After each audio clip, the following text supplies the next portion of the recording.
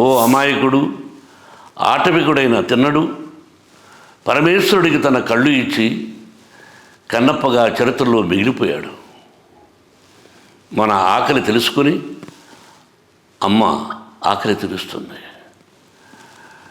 మనకి ఏది కావాలంటే అది శక్తికి మించి అమ్మా నాన్నలు మనకిస్తారు. నా దృష్టిలో మా అమ్మా నాన్నలు కన్నప్పలు. మా అమ్మ పేరు లక్ష్మమ్మ.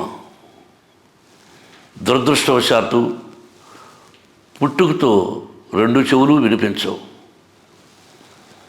ఆ మహాతల్లికి పరమేశ్వరుడు 5 మంది సంతానాన్ని ఇచ్చాడు.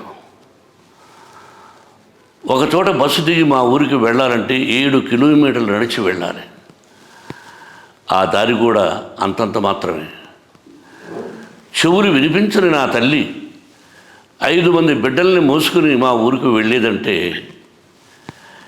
ఎంత కష్టమో ఆలోచించండి. దారిలో ఒక కాలువ, ఒక సువర్ణముఖి నది ఉంది. అది దాటి వెళ్ళాలి. మాది ద్వీపం లాంటి ఊరు. అప్పుడప్పుడు ఈ విషయాన్ని తలుచుకుంటూ ఉంటే ఒళ్ళు గగురుపాటు పడుస్తుంది. నా కంఠాన్ని అందరూ మెచ్చుకుంటూ ఉంటే ఈ మాటలు నా తల్లికి వినిపించుంటే ఎంత బాగుండేది పరమేశ్వర అని అప్పుడప్పుడు బాధపడుతూ ఉంటాను.